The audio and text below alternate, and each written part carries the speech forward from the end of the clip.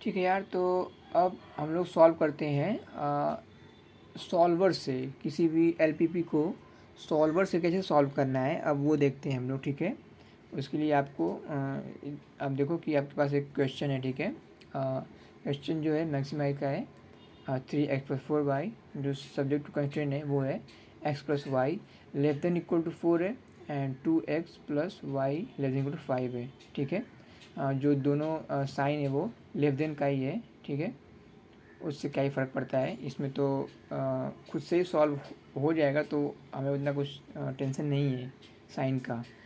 हमें क्या करना है, सबसे पहले हम लोग बनाएंगे टेबल। इसके लिए हम लोग बनाएंगे टेबल। टेबल के लिए क्या करेंगे, देखो पहले बनाएंगे अपना C1 C2 Z। ठीक है, और इसमें अब डालेंगे वैल्यूज़ लाइक x के लिए और y के लिए। ठीक है, C1 में देखो x के लिए वैल्यू क्या है, 1 है एंड 1 है। x और y दोनों के लिए 1 एंड 1 है, 1 1। नीचे देखो 2 में देखो 2 एंड 1, सो 2 एंड 1। ठीक है, वैल्यू आ गई। जेड के लिए देखो क्या है, जेड के लिए 3 एंड 4, 3 4। अब साइन देख लो, less than equal to 5 4 and less than equal to 5, so sign less than equal to 4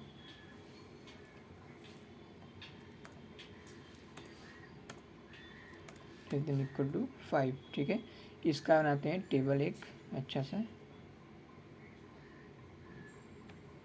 ठीक है, अब ये बन गया एक टेबल में। ठीक है, अब ये करने के बाद इसको मर्ज करो, मर्ज एंड सेंटर में लिखो अवेलेबिलिटी। लाइक हमारे पास जो अवेलेबल है वो इतना है। अब इतने का ही यूज़ करके आपको फाइंड करना है। अब वो कैसे फाइंड करना है, इसका जो आंसर है वो, उसके लिए क्या करना पड़ेगा, उसके लिए इसी टेबल को कॉपी करो, नीचे पेस्ट करो। ठीक है, और हमें ऐड करना है इसमें एक कॉलम और एक रो। ठीक है, अब हमें इसमें ऐड करना है कॉलम और रो। सो कैसे ऐड करेंगे वो देख लो। हमें जो कॉलम चाहिए ना वो y के जस्ट बाजू में चाहिए। ठीक है, y के जस्ट बाजू में चाहिए। तो मैं y के बाजू वाले जो मेरा ये कॉलम है उसको मैं राइट क्लिक करूँगा और इंसर्ट पे जाऊँगा। वहाँ पे लास्ट में नीचे देखो है इंटायर कॉलम, क्लिक करूँगा तो एक कॉलम जो है ऐड हो जाएगा। ऊपर भी हो रहा है तो उससे कोई दिक्कत नहीं है, होने दो। और मुझे है ना ये C1 के ऊपर चाहिए एक रो, तो मैं C1 पर राइट क्लिक करूँगा, इंसर्ट करूँगा। सेकेंड लास्ट में देखो इंटायर रो लिखा है, तो क्लिक करो तो एक रो बन के आ जाएगा। क्यों क्यों चाहिए हमको, यूज्ड एंड इनपुट। यूज क्या है, अपने पास अवेलेबल इतना है, उसमें से यूज़ कितना हुआ वो यहाँ पे आएगा। और इनपुट जो है मेरा वो क्या है, वो है मेरा x और y का वैल्यू। x और y मेरा क्या आने वाला है वो मुझे इसमें आएगा। ठीक है, और जो ये यूज है, कितना यूज़ हुआ है वो हमको बताएगा। और जो मेरा मैक्सिमम वैल्यू जो आएगा, जो हम लोग जेड में एक्स और वाई की वैल्यू को पुट करके निकालते हैं, वो हमको यहाँ से पता चलेगा। ठीक है, सो अब अपने पास अभी एक्स और वाई है नहीं। ठीक है, तो हम क्या करते हैं, हम इसको 0 कंसीडर करते हैं। ठीक है, 0 कंसीडर करते हैं। और जो सॉल्वर है ना वो सिंगल सेल सेलेक्ट करता है ज़्यादातर। तो हम उसके लिए क्या करेंगे ना, हम इन सेल्स में जो ये सेल हैं ये तीनों, उसमें ना फॉर्मूला अप्लाई करेंगे। कौन सा फॉर्मूला अप्लाई करेंगे, सम प्रोडक्ट वाला, equal to sum product apply करेंगे। और सेलेक्ट क्या करेंगे, ये x एंड इंटू करेंगे इसको इससे, यानी कि ये इनपुट और C1 हमने सेलेक्ट किया और उसका सम प्रोडक्ट निकाला, क्या आया 0। वही सेम चीज़ करेंगे इसके लिए भी, नीचे वाले जो जो नीचे दो हैं C2 और Z, उसके लिए भी हम लोग सेम चीज़ करने वाले हैं। ठीक है, तो मैंने फॉर्मूला यहाँ पे अप्लाई कर दिया है। ठीक है, अब हम लोग क्या करने वाले हैं, अब हम लोग सॉल्वर का यूज़ करने वाले हैं। ठीक है, अब वो कैसे करेंगे वो मैं आपको दिखाता हूँ।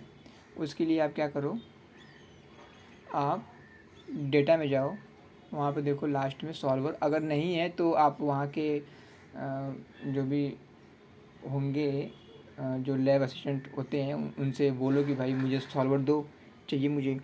ठीक है, सो डेटा में जाओ और वहाँ पे लास्ट में मिलेगा सॉल्वर, सॉल्वर पे क्लिक करो।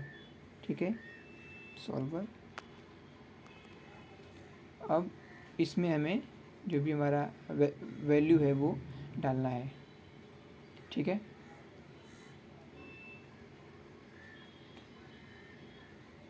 अब यहाँ पे जो सबसे पहला चीज़ है वो ये है, क्या है, set objective. Set objective, set objective में कौन सी वैल्यू आती है, तो आती है ये जेड की, जो हमने फॉर्मूला अप्लाई किया है वो वैल्यू। ठीक है, सो इसको, इसमें जो भी है उसे पहले कट कर दो और इसे सेलेक्ट कर लो।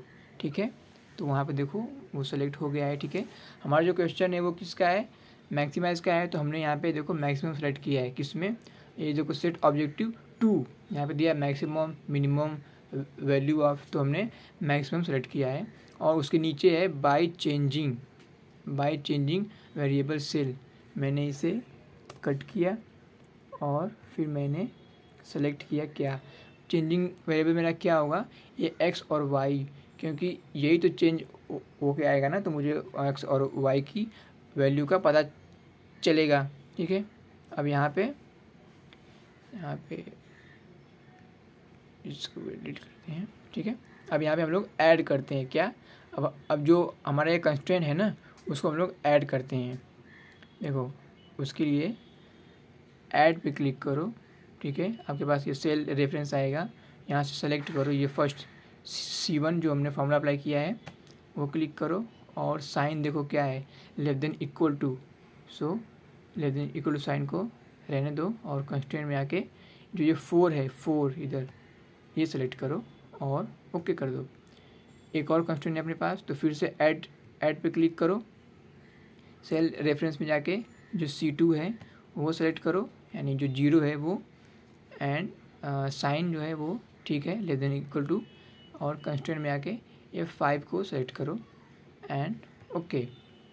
अब ये जो चेक बॉक्स है इसको टिक करके रखना, और इसमें तीन चीज़ें हैं, तो जो बीच वाला है सिंप्लेक्स LP उस पर क्लिक करो और सॉल्व पे क्लिक करो।